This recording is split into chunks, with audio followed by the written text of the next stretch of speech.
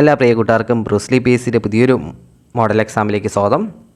അപ്പോൾ നമ്മുടെ LDCക്ക് വേണ്ടി നടത്തുന്ന മോഡൽ എക്സാമാണ് ഇന്ന് നമ്മൾ 50 മാർക്കിൻ്റെ ചെറിയൊരു മോഡൽ എക്സാമാണ്. ഓക്കെ, 50 ചോദ്യങ്ങളുണ്ട്, 40 GK ചോദ്യങ്ങളും 10 ഇംഗ്ലീഷ് മലയാള ചോദ്യങ്ങളുമാണ്. ടോട്ടലായിട്ട് 50 മാർക്കിൻ്റെ ചെറിയൊരു മോഡൽ എക്സാമാണ്. അപ്പം ഇനി എക്സാമൊക്കെ ഉള്ളവർ മുഴുവനായിട്ട് എക്സാം അറ്റൻഡ് ചെയ്യാൻ ശ്രമിക്കുക. എന്നിട്ട് നിങ്ങൾക്ക് കിട്ടുന്ന മാർക്ക് അത് എത്ര മാർക്കാണെന്ന് ജസ്റ്റ് ഒന്ന് കമൻറ്റ് ബോക്സിൽ രേഖപ്പെടുത്തുക. ഓക്കെ, 50 ചോദ്യങ്ങളുണ്ട്, അതിൻ്റെ മാർക്ക് ചെയ്തതിന് ശേഷം നിങ്ങൾ കമൻറ്റ് ബോക്സിൽ രേഖപ്പെടുത്തുക.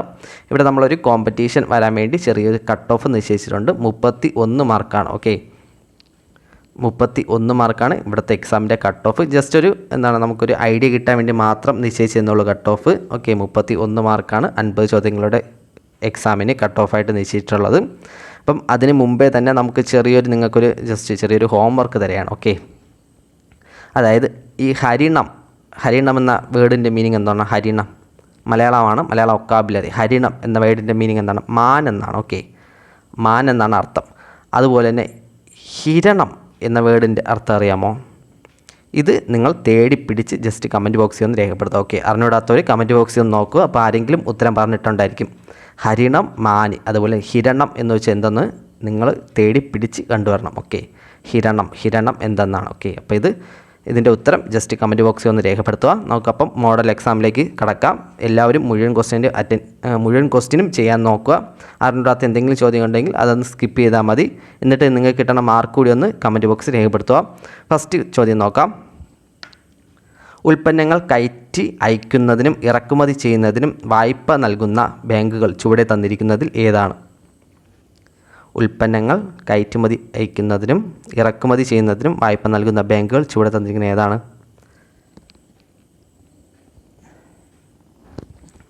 എക്സിം ബാങ്കാണ്. ഓക്കെ, എക്സിം ബാങ്കാണ്. Okay, export and import. Okay, അപ്പം ഓപ്ഷൻ എ ആണ്. എക്സിം ബാങ്ക് എന്നാണ് നിലവിൽ വന്നത്? വർഷം എന്നാണ്? ഇമ്പോർട്ടൻ്റ് ആണ്, കേട്ടിട്ടുള്ളതാണ്. 1982 ഓക്കെ, 1982 എക്സിം ബാങ്ക് നിലവിൽ വരുന്നത്. സിഡ്ബി എന്നാണ് നിലവിൽ വന്നത്? സിഡ്ബി അത് 1990 ഓക്കെ, 90 സിഡ്ബി വന്നിട്ടുള്ളത്. നബാർഡ് എന്നാണ്? നബാർഡും എക്സിമും ഒരേ വർഷമാണ്, 1982 ഓക്കെ. നമ്മുടെ നൻപനെ എക്സിറ്റ് അടിക്കുമെന്ന് ഓർത്താൽ മതി. ഓക്കെ, നൻപനെ പുറത്താക്കുമെന്ന് ഓർത്താൽ മതി. രണ്ട് നൻപന്മാരുണ്ട്. നൻപൻ എന്ന അറിയാമല്ലോ തമിഴിൽ, നൻപൻ എന്ന് വെച്ചാൽ ഫ്രണ്ട്. ഓക്കെ, നൻപൻ. അപ്പം നബാർഡ്, നൻപൻ, രണ്ട് നൻപന്മാരുണ്ടായിരുന്നു 1982. അതിൽ ഒരാളെ നമ്മൾ എക്സിറ്റ് അടിച്ചത് എക്സിം. ഓക്കെ, എക്സിം അങ്ങനെ ജസ്റ്റ് ഒന്ന് കണക്ട് ചെയ്ത് വയ്ക്കാം. നബാർഡും 1982 എക്സിം ബാങ്കും 1982. SIDBI 1990 okay, 90. മുദ്ര ബാങ്ക് എത്രയാണ്? മുദ്ര 1985 ഓക്കെ, 1985.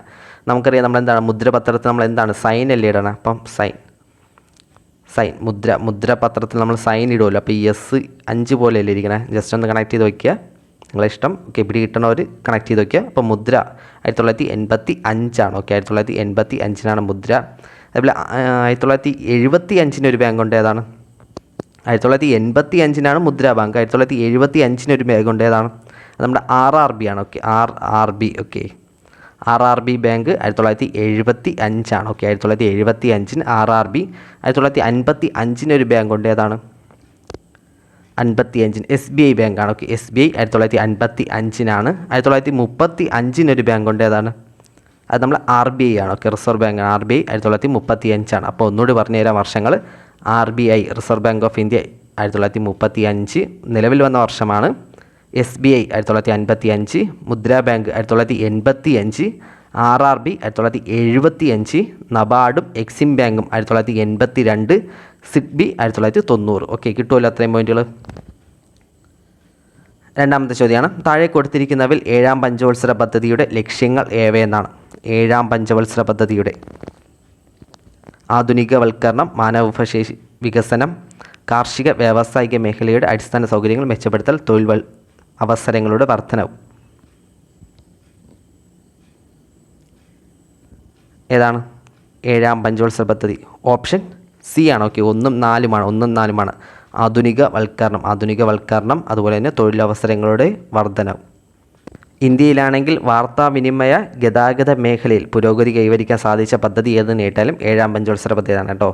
വാർത്താവിനിമയ അതുപോലെ തന്നെ ഗതാഗത മേഖലയിൽ പുരോഗതി, IT മേഖലയിലേക്ക് വൻ ഡെവലപ്മെൻറ്റ് ഉണ്ടായത് നമ്മുടെ 7ാം പഞ്ചവത്സര പദ്ധതി കാലത്താണ്. അപ്പം ഇത്രയും പോയിൻ്റ് നോക്കുക. 7ാം പഞ്ചവത്സര പദ്ധതി കാലം ആധുനികവൽക്കരണം, അതുപോലെ തന്നെ തൊഴിൽ അവസരങ്ങളുടെ വർധനവ്, അതുപോലെ തന്നെ വാർത്താവിനിമയം IT മേഖല, വാർത്താവിനിമയ മേഖലയുടെ പുരോഗതി, ഇവയെല്ലാമാണ് 7ാം പഞ്ചവത്സര പദ്ധതി. 3ാമത്തെ ചോദ്യമാണ്, പുത്തൻ സാമ്പത്തിക നയ സമയത്തെ ഇന്ത്യൻ പ്രധാനമന്ത്രി ആരായിരുന്നു? പുത്തൻ സാമ്പത്തിക നയം. ഈ പുത്തൻ സാമ്പത്തിക നയം, ന്യൂ എക്കണോമിക് പോളിസി, നമ്മുടെ +1 ടെക്സ്റ്റ് ബുക്കിലുണ്ട്. ഇത് തീർച്ചയായിട്ടും നിങ്ങൾ വായിച്ചിട്ട് തന്നെ പോകണം. നമ്മുടെ അറിയാലോ എങ്ങനെയാണ് +1 ടെക്സ്റ്റ് ബുക്ക് എടുക്കണം മലയാളം. നേരെ ഗൂഗിൾ ക്രോം കയറണം. അതിൽ സമഗ്ര എന്നടിക്കണം. സമഗ്ര എന്നടിക്കുമ്പോൾ ഒരു സൈറ്റ് ഓപ്പൺ ആയി വരും. നമ്മുടെ കേരള സർക്കാരിൻ്റെ സൈറ്റാണ്. അതിൽ താഴെ പോകുമ്പോൾ ഏറ്റവും ലാസ്റ്റ് ജസ്റ്റ് ഒന്ന് സ്ക്രോൾ ചെയ്ത് ഡൗൺവേർഡ് പോകുമ്പം ടെക്സ്റ്റ് ബുക്ക് PDF എന്ന് പറഞ്ഞ ഓപ്ഷൻ ഉണ്ട്. അത് ക്ലിക്ക് ചെയ്യുമ്പം നിങ്ങൾക്ക് കറക്റ്റ് ടെക്സ്റ്റ് ബുക്ക് PDF എടുക്കാൻ പറ്റും. ഏത് ക്ലാസ് ആണോ ഏത് സബ്ജക്റ്റ് ആണോ എന്ന് സെലക്ട് ചെയ്ത് കൊടുത്ത് ടെക്സ്റ്റ് ബുക്ക് PDF ഡൗൺലോഡ് ചെയ്ത് അത് വായിക്കുക. ഇമ്പോർട്ടൻ്റ് ആണ്. ന്യൂ എക്കണോമിക് പോളിസി +1+ ടെക്സ്റ്റ് ബുക്കിലുണ്ട്. അത് ജസ്റ്റ് ഒന്ന് ഓട്ടിച്ച് വായിക്കുക. ഇമ്പോർട്ടൻ്റ് ആണ്. പുത്തൻ സാമ്പത്തിക നയ സമയത്ത് ഇന്ത്യൻ പ്രധാനമന്ത്രി ആരായിരുന്നു? ഓപ്ഷൻ ബി ആണ്. PV നരസിംഹറാവു ആണ്. PV നരസിംഹറാവു. 4ാമത്തെ ചോദ്യമാണ്, ഹരിത വിപ്ലവത്തിൻ്റെ നേട്ടങ്ങളിൽ ഉൾപ്പെടാത്തത് ഏതെന്നാണ്? ഭക്ഷ്യധാന്യങ്ങളുടെ ഉൽപ്പാദനം വർദ്ധിക്കുകയും ഇന്ത്യ ഭക്ഷ്യധാന്യങ്ങൾ സ്വയം പര്യാപ്തത നേടുകയും ചെയ്തു. ഇറക്കുമതിയിലും ഭക്ഷ്യസഹായത്തിലുമുള്ള ആശ്രയത്വം കുറഞ്ഞു. അത്യുൽപാദന ശേഷിയുള്ള വിളകൾക്ക് കീടാക്രമണ സാധ്യത കുറവായിരുന്നു.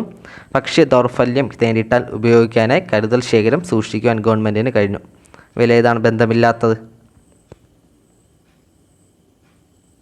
ഏതാണ്? ഓപ്ഷൻ സി ആയിരുന്നു. ഓപ്ഷൻ സി ആണ് ബന്ധമില്ലാത്തത്. അടുത്ത ചോദ്യമാണ് 5ാമത്തെ ചോദ്യമാണ്, വിദ്യാഭ്യാസം ഉൾപ്പെടുന്ന താഴെ പറയുന്നവൽ ഏത് വിഭാഗത്തിലാണ്? വിദ്യാഭ്യാസം ഏതാണ്? പ്രാഥമിക, ദ്വിതീയ, സേവന മേഖല ഇവയൊന്നുമല്ല. വിദ്യാഭ്യാസം ഉൾപ്പെടുന്നത്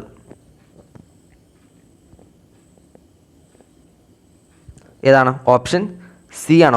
സേവന മേഖലയാണ്. ഓപ്ഷൻ സി സേവന മേഖലയാണ്. നിലവിലുള്ള കേന്ദ്ര വിദ്യാഭ്യാസ മന്ത്രി ആരാണ്? നിലവിൽ ധർമ്മേന്ദ്ര പ്രധാനാണ്.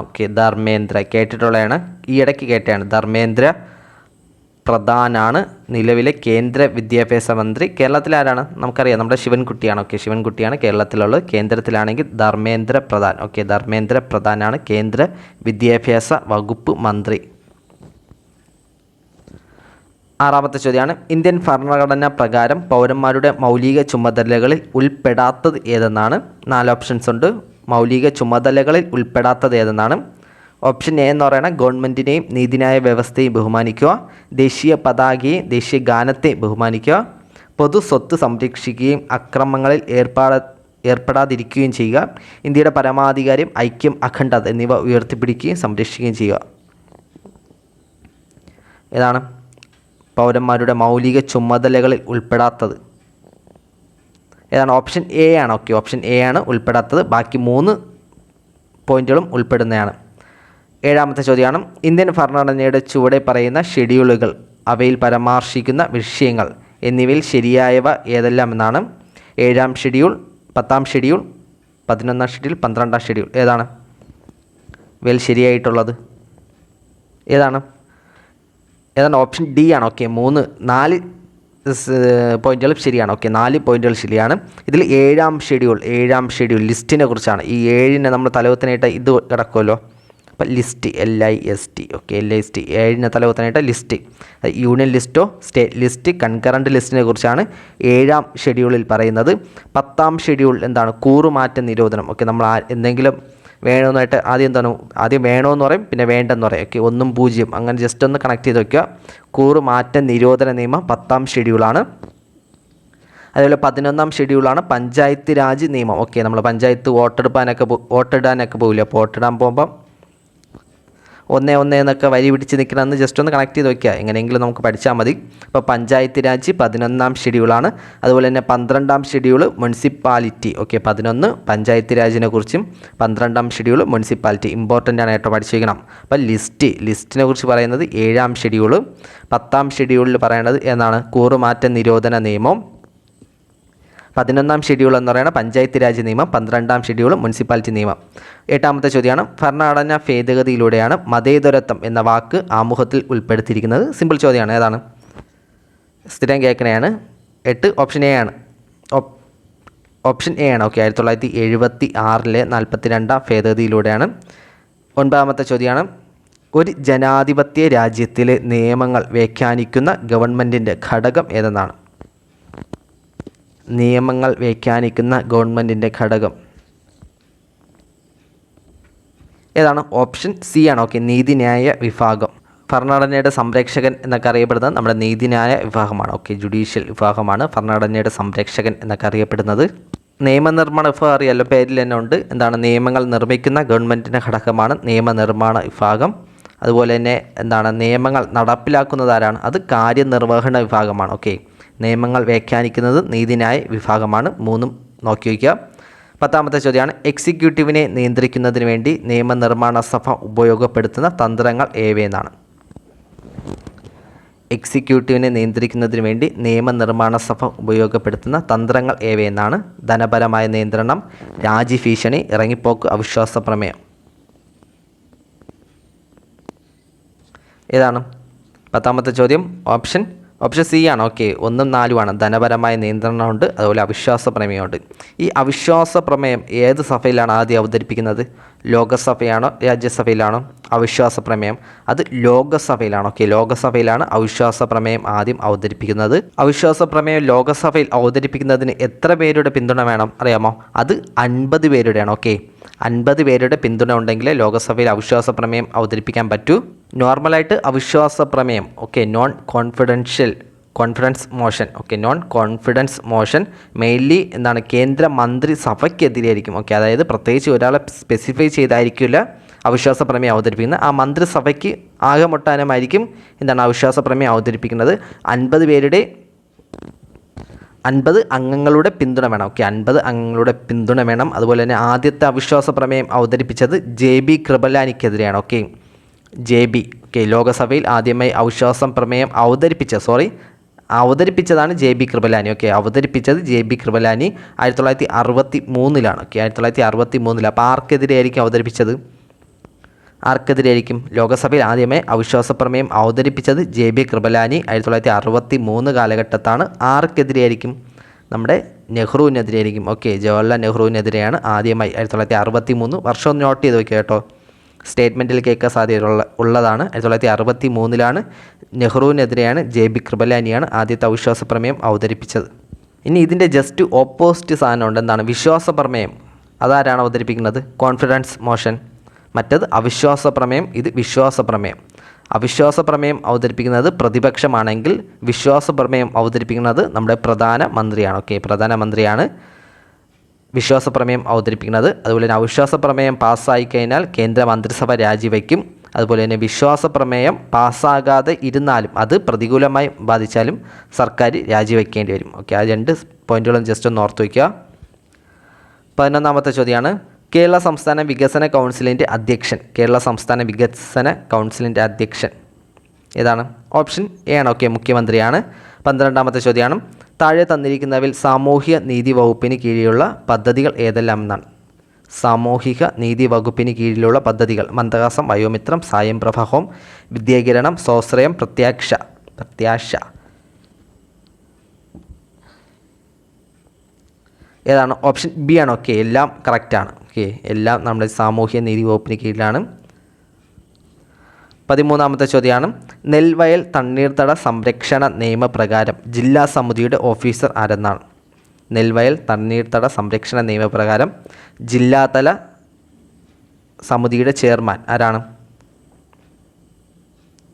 ഓപ്ഷൻ എ ആണ്. Okay, revenue division officer RDO. Okay, revenue division ഓഫീസറാണ്, RDO ആണ് ജില്ലാതല സമിതിയുടെ ചെയർമാൻ. നെൽവയൽ തണ്ണീർത്തട സംരക്ഷണ നിയമം ഇതിൻ്റെ വർഷം എന്നാണ്? കേരളത്തിൽ നെൽവയൽ തണ്ണീർത്തട സംരക്ഷണ നിയമം നിലവിലെന്ന് കുറേ തവണ കേട്ടിട്ടുള്ളതാണ്. 2008 ഡേറ്റ് അടക്കം കേട്ടിട്ടുണ്ട്. 8-ാം മാസം 8/8. ഓക്കെ, 12-ാം തീയതി. ഓക്കെ, 2008 ഓഗസ്റ്റ് 12-നാണ് കേരള നെൽവയൽ തണ്ണീർത്തട സംരക്ഷണ നിയമം നിലവിൽ വന്നത്. 2008 ഓഗസ്റ്റ് 12. ഓക്കെ. അതേപോലെ ഇന്ത്യയിലെ ഏറ്റവും വലിയ തണ്ണീർത്തടം ഏതാണ്? നമ്മുടെ അറിയാം സുന്ദർബൻ ഡെൽറ്റയാണ്. ഓക്കെ, സുന്ദർബൻ ഡെൽറ്റയാണ് ഇന്ത്യയിലെ ഏറ്റവും വലിയ തണ്ണീർത്തടം. നമ്മൾ എന്താണ് ആ നിയമം നിലവിൽ വന്നത് 2008 ഓഗസ്റ്റ് 12 പറഞ്ഞു. ഇനി കേരള സംസ്ഥാന തണ്ണീർത്തട അതോറിറ്റി എന്നാണ് നിലവിൽ വന്നത്. അത് 2015. ഓക്കെ, 2015 മെയ് മാസം 25-ാണ്. ഓക്കെ, 5 × 5 25 കിട്ടും, അങ്ങനെ ഒന്ന് ഓർത്താൽ മതി. 2015 മെയ് മാസം 25-ാണ് കേരള സംസ്ഥാന തണ്ണീർത്തട അതോറിറ്റി നിലവിൽ വന്നത്. ഓക്കെ, അതേപോലെ അതോറിറ്റിയുടെ വൈസ് ചെയർമാൻ ആരാണ്? കേരള സംസ്ഥാന തണ്ണീർത്തട അതോറിറ്റിയുടെ വൈസ് ചെയർമാൻ എന്ന് പറയുന്നത് നമ്മുടെ ചീഫ് സെക്രട്ടറിയാണ്. ഓക്കെ, ചീഫ് സെക്രട്ടറിയാണ്. 14-ാമത്തെ ചോദ്യമാണ്, ചുവടെ തന്നിട്ടുള്ളവയിൽ നൽകിയിട്ടുള്ളവയിൽ നിന്നും സംസ്ഥാന പബ്ലിക് സർവീസിനെ കുറിച്ചുള്ള തെറ്റായ പ്രസ്താവന ഏതാണ് തെറ്റായ പ്രസ്താവന? Option A, B, C, D ഇവയിൽ ഏതാണ്? പബ്ലിക് സർവീസിനെ കമ്മീഷനെ കുറിച്ചുള്ള തെറ്റായ പ്രസ്താവന. 14-ാമത്തെ ചോദ്യം ഏതാണ്? ഓപ്ഷൻ ബി ആണ്. ഓക്കെ, സംസ്ഥാന PSC അംഗങ്ങളുടെ കാലാവധി എത്രയാണ്? 662 ഓക്കെ, 6 വർഷവും 62 വയസ്സാണ്. അതുപോലെ UPSC ആണെങ്കിൽ എത്രയാണ്? അതും 665 ഓക്കെ, 6 വർഷം അല്ലെങ്കിൽ 65 വയസ്സ്. PSC ആണെങ്കിൽ കേരള PSC അല്ല, സ്റ്റേറ്റ് PSC ആണെങ്കിൽ 6 വർഷം അല്ലെങ്കിൽ 62 വയസ്സാണ്. കേരള സ്റ്റേറ്റ് PSCയിലെ നിയമനം എന്ന് പറയുന്ന ഗവർണറും നീക്കം ചെയ്യുന്നത് പ്രസിഡൻ്റാണ്, ശ്രദ്ധിക്കണം. ഓക്കെ, PSCയിൽ നിയമനം ഗവർണറും നീക്കം പ്രസിഡൻറ്റുമാണ്. നിലവിലുള്ള നമ്മുടെ കേരള PSCയിലെ അംഗങ്ങളാണ് 21 പേരാണ് ഉള്ളത്. UPSCയിലാണെങ്കിൽ 11 അംഗങ്ങളാണ് നിലവിലുള്ളത്. അടുത്ത ചോദ്യമാണ് 15-ാമത്തെ ചോദ്യമാണ്, കുട്ടികൾക്കായുള്ള ദേശീയ നയം 2013 മുൻഗണന നൽകുന്ന പ്രധാന വിഷയങ്ങൾ. ഓപ്ഷൻസ് വായിച്ചാൽ കിട്ടാവുന്നേ ഉള്ളൂ. ഏതാണ്? ഓപ്ഷൻ ഡി ആണ്. ഇവയെല്ലാമാണ്: അതിജീവനം, ആരോഗ്യം, പോഷകാഹാരം, വിദ്യാഭ്യാസം, വികസനം. 16-ാമത്തെ ചോദ്യം, ഗുരു ഗോപിനാഥ് ആവിഷ്കരിച്ച കലാരൂപം. ഓപ്ഷൻ സി ആണ്, കേരള നടനമാണ്. 17-ാമത്തെ ചോദ്യമാണ്, താഴെ തന്നിരിക്കുന്ന എഴുത്തുകാരും അവരുടെ കൃതികളും തമ്മിൽ ശരിയായ ചേരുംപടി ചേർക്കുക എന്നാണ്. ഉള്ളൂർ, ചങ്ങമ്പുഴ കൃഷ്ണപിള്ള, മാധവിക്കുട്ടി, വള്ളത്തോൾ. ഏതാണ്? ഓപ്ഷൻ സി ആണ്. ഓക്കെ, ഓപ്ഷൻ സി ആണ് ഉത്തരം. 18-ാമത്തെ ചോദ്യമാണ്, പിങ് പോങ് എന്നറിയപ്പെടുന്ന കായിക ഇനം. ഏതാണ്? Ping pong. ഏതാണ്? ഓപ്ഷൻ എ ആണ്, ടേബിൾ ടെന്നീസാണ്. 19-ാമത്തെ ചോദ്യമാണ്, എഴുത്തച്ഛൻ പുരസ്കാരം നേടിയ ആദ്യ സാഹിത്യകാരൻ. എഴുത്തച്ഛൻ പുരസ്കാരം ശൂരനാട് കുഞ്ഞൻ പിള്ളയാണ്. 20-ാമത്തെ ചോദ്യമാണ്, വിരഹത്തിലല്ലാതെ ലാവണ്യം സമഗ്രമായി നിരവധ്യമായിട്ടും കാണുവാൻ കഴിവില്ല. ആരുടെ വരികളാണ്?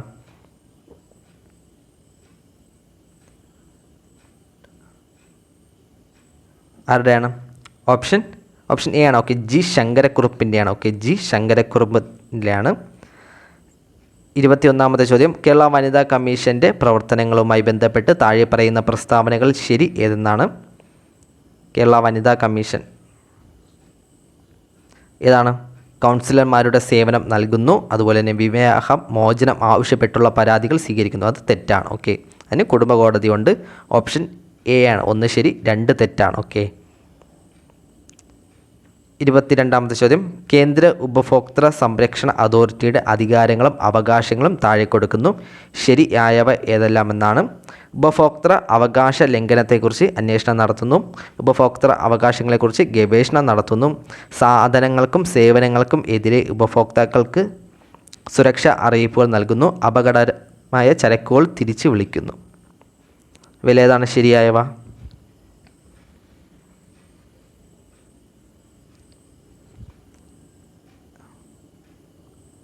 ഏതാണ്? വായിച്ച് നോക്കാൻ മനസ്സിലാവും എന്താണ്. 4 സ്റ്റേറ്റ്മെൻറ്റിലും ശരിയാണ്. ഓക്കെ, 4 സ്റ്റേറ്റ്മെൻറ്റിലും ശരിയാണ്. 23-ാമത്തെ ചോദ്യം, പോക്സോ കേസ് റിപ്പോർട്ട് ചെയ്യാനുള്ള സമയപരിധി. ലോജിക്ക് ഉപയോഗിച്ചാൽ മതി. എന്താണ്? കൊച്ചിയിൽ നടന്ന കാര്യങ്ങളും ഇപ്പോഴും ചിലവർ എന്താണ് മീറ്റു എന്നൊക്കെ പറഞ്ഞ് വിളിച്ച് പറയാറുണ്ട്. അപ്പോൾ അതിനെതിരെ എല്ലാം കേസ് എടുക്കാറുണ്ട്. അപ്പോൾ ഓപ്ഷൻ ബി ആണ്, സമയപരിധി ഇല്ല. ഓക്കെ. 24, മുതിർന്ന പൗരന്മാരുടെ സംരക്ഷണവും ക്ഷേമവും നിയമം 2007 പ്രകാരം മുതിർന്ന പൗരൻ എന്നാൽ നമ്മുടെ LDC കേട്ട ചോദ്യമാണ്.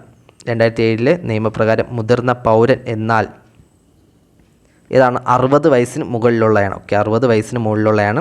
25, താഴെ പറയുന്നവരിൽ കേന്ദ്ര മുഖ്യ വിവരാവകാശ കമ്മീഷണറായി ചുമതലയേറ്റവരിൽ ഉൾപ്പെടാത്ത വ്യക്തി ആരൊക്കെയെന്നാണ്?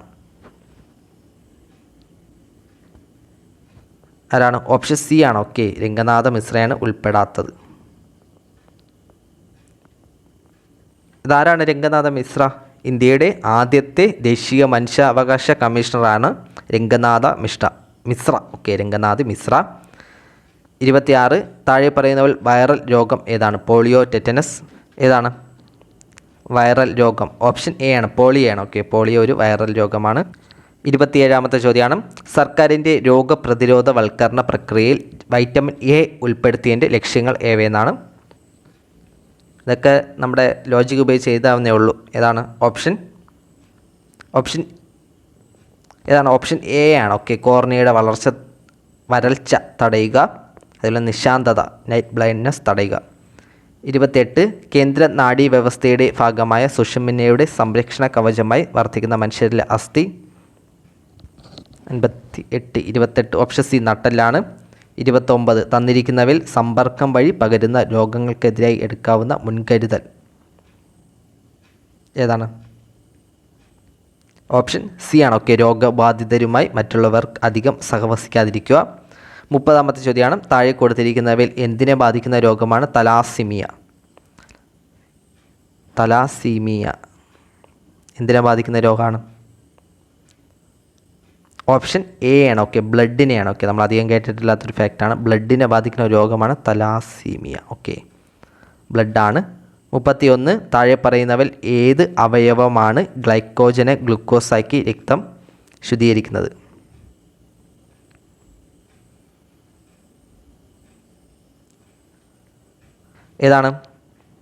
ഏതവയവമാണ്? നമ്മുടെ മനുഷ്യ ശരീരത്തിലെ ഏറ്റവും വലിയ ഗ്രന്ഥിയായിട്ടുള്ള കരളാണ്. ഓക്കെ, കരളാണ്. ഏത് ഹോർമോണാണ് ഇതിന് ഉപയോഗിക്കുന്നത്?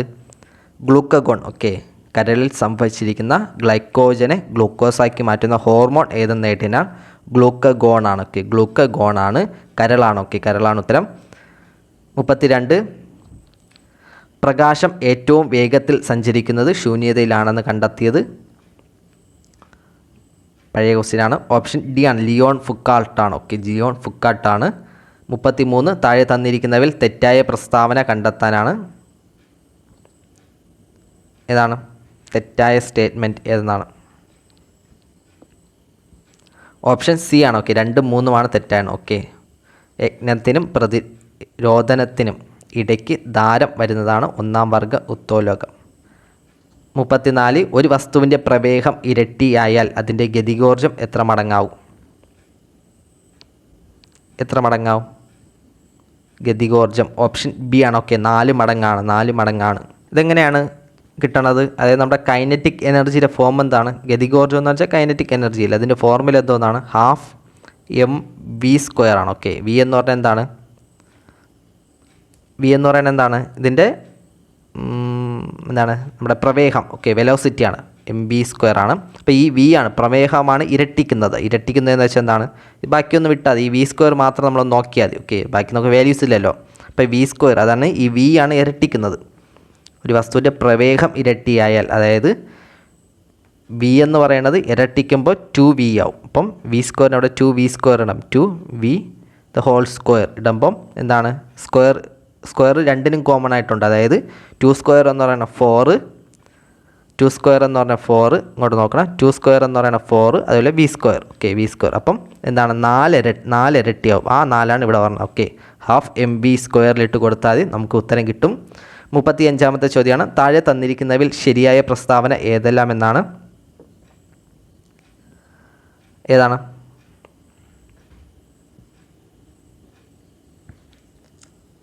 ഓപ്ഷൻ സി ആണ്. ഓക്കെ, 1, 2, 3 പദാർത്ഥത്തിൻ്റെ രാസപരമായി ഏറ്റവും ചെറിയ കണിക ആറ്റം എന്നാണ്. അതുപോലെ തന്നെ ഹീലിയം, നിയോൺ തുടങ്ങിയവ ചില മാതൃക മൂലകങ്ങളുടെ ആറ്റങ്ങൾക്ക് ഒറ്റ ആറ്റമായി തന്നെ സ്വതന്ത്രമായി നിലനിൽക്കാൻ കഴിയും. ഹൈഡ്രജൻ, ഓക്സിജൻ മുതലായവ വാതകങ്ങളുടെ ആറ്റങ്ങൾക്ക് 2 ആറ്റങ്ങൾ ചേർന്ന് ജോഡിയായി മാത്രമേ നിൽക്കാൻ കഴിയൂ. 36ാമത്തെ ചോദ്യമാണ്, ആംഫോറ്ററിക് ഓക്സൈഡിന് ഉദാഹരണം ഏതെന്നാണ്? ഓപ്ഷൻ ബി ആണ്. ഓക്കെ, ഓപ്ഷൻ ബി ആണ്. 37 ചക്ക മുറിക്കുമ്പോൾ കത്തിയിൽ ഒട്ടിപ്പിടിക്കുന്ന അരക്ക് നീക്കം ചെയ്യാൻ മണ്ണെണ്ണ ഉപയോഗിക്കുന്നു. മണ്ണെണ്ണയുടെ ഏത് സവിശേഷതയാണ് ഇവിടെ പ്രയോജനപ്പെടുത്തുന്നത്?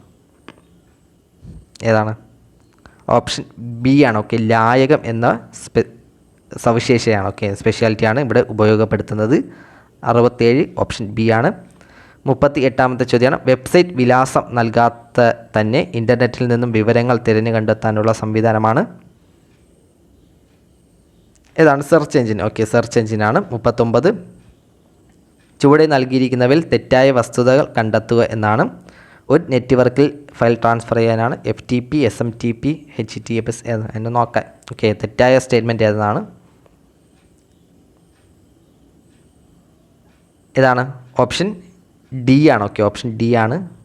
എന്താണ്? ഇമെയിലുകൾ അയക്കാൻ SMTP. ഓക്കെ, ഇമെയിലുകൾ അയക്കാം SMTP പ്രോട്ടോക്കോൾ. ഇമെയിലുകൾ സ്വീകരിക്കുക ഏതാണ്? പോപ്പ്. ഓക്കെ, POP3 പ്രോട്ടോക്കോളൊക്കെയാണ്. ഓക്കെ, POP3 പ്രോട്ടോക്കോളൊക്കെയാണ് ഇമെയിലുകൾ സ്വീകരിക്കാൻ. 40ാമത്തെ ചോദ്യമാണ്, ഇലക്ട്രോണിക് ഉപകരണങ്ങളുടെ മോഷണം പ്രതിപാദിക്കുന്ന IT ആക്റ്റിലെ സെക്ഷൻ ഏതാണ്? സെക്ഷൻ 66B ആണ്. ഓക്കെ, 66B ആണ്. സെക്ഷൻ 66B ആണ്. എന്താണ്? ഇലക്ട്രോണിക് ഉപകരണങ്ങളുടെ മോഷണം. അടുത്ത ചോദ്യമാണ്, which part of the sentence is incorrect? നമ്മുടെ ഇംഗ്ലീഷിൽ ചോദ്യങ്ങളാണ്. 41 which part of the sentence is incorrect? She has just completed A 5 years integrated PG course. ഏതാണ്? ഓപ്ഷൻ സി ആണ്. ഓക്കെ, 5 years ഒന്നും വേണ്ട, 5 year ഇൻ്റഗ്രേറ്റഡ് PG കോഴ്സ്. 42ാമത്തെ ചോദ്യമാണ്, ആൻ്റണിം of ബ്ലീക്ക്. ബ്ലീക്കിൻ്റെ opposite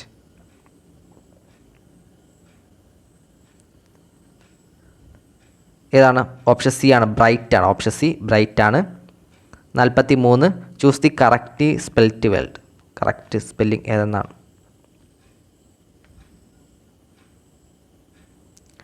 43 ഏതാണ്? Option A ആണ്. ഓക്കെ, ഓപ്ഷൻ എ ആണ്. 44 have you told him about dash accident. About എന്താണ്? Normal വായിക്കുമ്പോൾ തന്നെ കിട്ടും. About the accident. About the accident. 45ാമത്തെ ചോദ്യമാണ്, എ പാക്ക് ഓഫ് എന്തിൻ്റെ കൂട്ടങ്ങളാണ്? Pack of wolves. Okay, option A ആണ്. നമ്മുടെ മലയാള ചോദ്യങ്ങൾ. 46ാമത്തെ ചോദ്യമാണ്, ശരിയായ പരിഭാഷ തിരഞ്ഞെടുക്കാനാണ് ഗ്രീസ് ദി പാം. ഏതാണ്? ഓപ്ഷൻ സി ആണ്. ഓക്കെ, കൈക്കൂലി വാങ്ങുകയാണ്. കൈക്കൂലി കൊടുക്കുക. Greece the palm. 47ാമത്തെ ചോദ്യമാണ്, സ്ത്രീലിംഗ പദം എഴുതുക. വിദൂരൻ. സ്ഥിരം കേൾക്കണേ, വിദൂരൻ. ഏതാണ്? ഓപ്ഷൻ സി ആണ്, വിധവ. വിദൂരൻ. ഓക്കെ, വിദൂരൻ വിധവയാണ്. ഓക്കെ, 48ാമത്തെ ചോദ്യം, ശൈലിയുടെ ശരിയായ അർത്ഥം എണ്ണക്കുടത്തിൽ മേൽ എലിയെ കാണുക. ഏതാണ്? എണ്ണക്കുടത്തിൽ മേൽ എലിയെ കാണുക, അസ്ഥാനത്തുള്ള സംഭവം. ഓക്കെ, ഓപ്ഷൻ ബി ആണ്. 49ാമത്തെ ചോദ്യമാണ്, വിപരീത പദം എഴുതുക.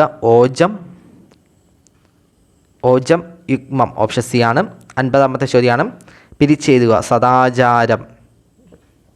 ഏതാണ്? സത് പ്ലസ് ആചാരം. ഓപ്ഷൻ എ ആണ്. ഓപ്ഷൻ എ ആണ്, സത് പ്ലസ് ആചാരം. അപ്പോൾ 50 ചോദ്യങ്ങൾക്ക് നിങ്ങൾക്ക് എത്ര മാർക്ക് ലഭിച്ചെന്ന്